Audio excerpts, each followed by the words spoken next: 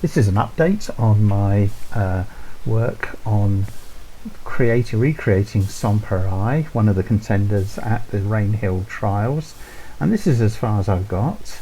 I've had a number of issues to deal with on it, and this is the first, what I'm calling just the rivets version, because it's unpainted, and it's based upon the later photographs of what was left of Sans Pareil, years later photographs and that sort of thing.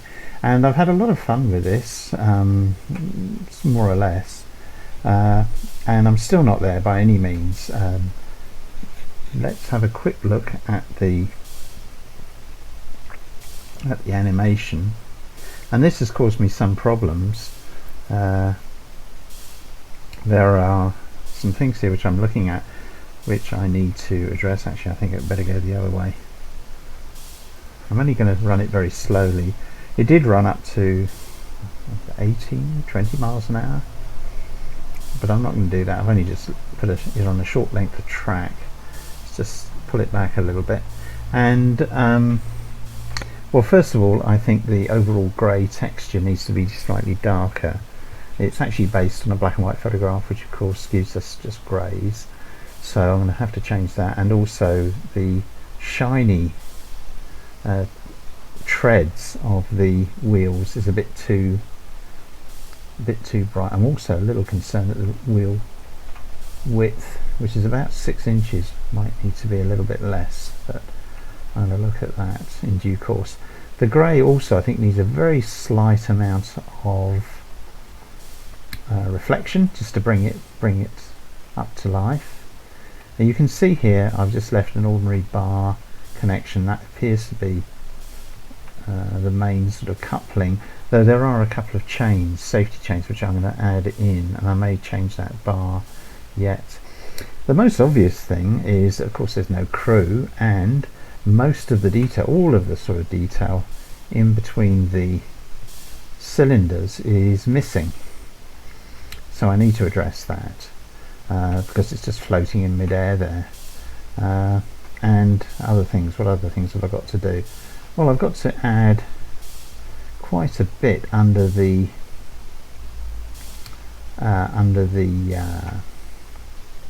boiler itself, and I realised that the two oscillating differentials there are missing, so I need to bring those in.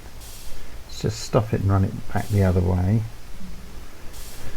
But this is a result of a lot of work. See, that's not even touching there. And I mean, some of the things which I've done sort of over and above, as it were, in the way of detailed modelling. Let's just try and bring it through there.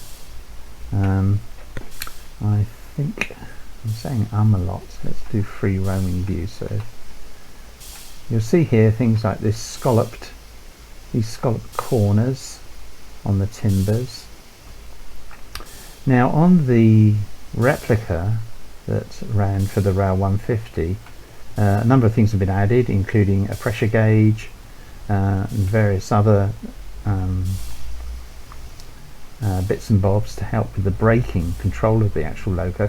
On the original, I can't find any of that on the images of the original.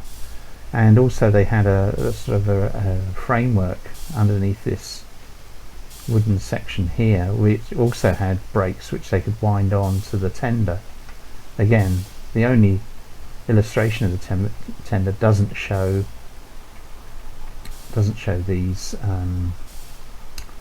these brakes. One other aspect is that the direction in which the loco will run, this is obviously running in reverse at the moment, because it's, at least I assume so, because it's pushing the tender. The illustrations and photographs of the replica being operated show crew up here and a fireman. The fireman was meant to be here on the tender. That's fine, that's okay. So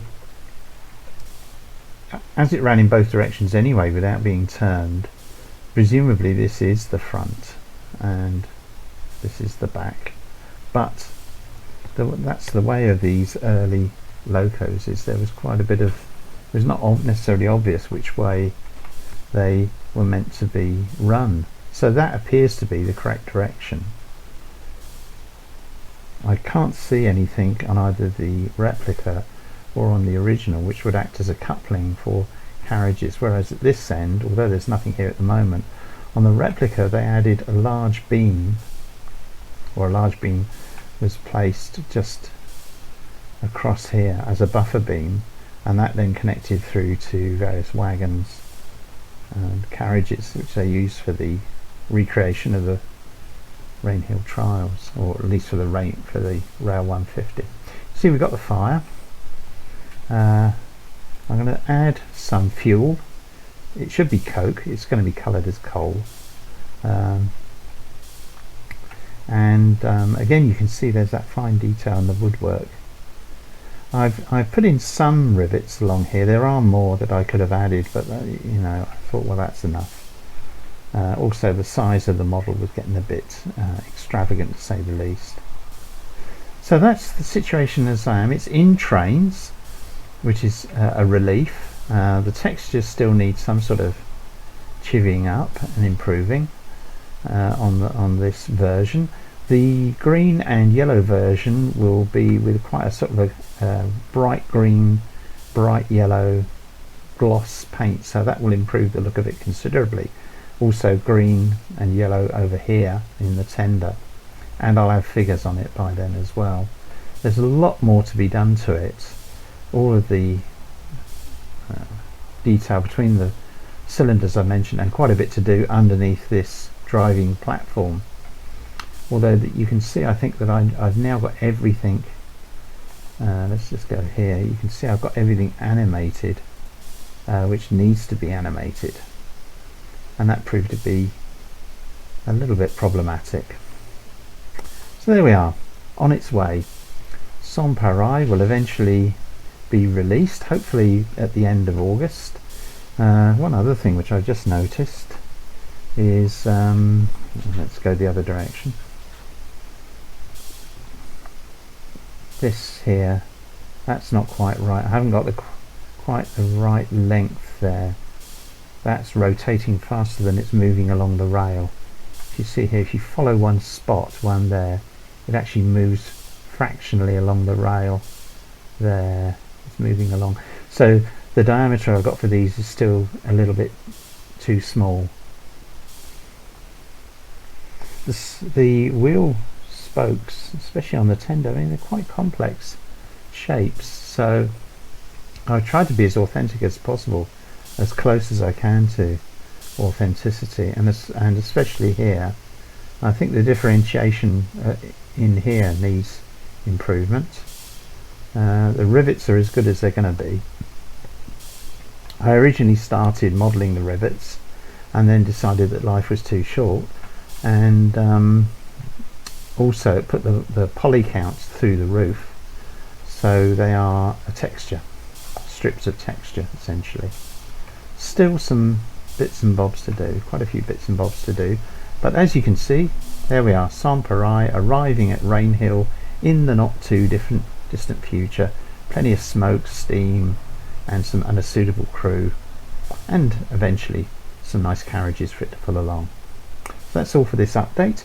I hope you've enjoyed this video. I hope you find it interesting and informative. Look out for the final model. It will be freeware. You'll be able to download it solely from my website, which is listed in the on the YouTube, underneath the YouTube. And you'll be very welcome to download it and recreate your own 1829 Rainhill trials.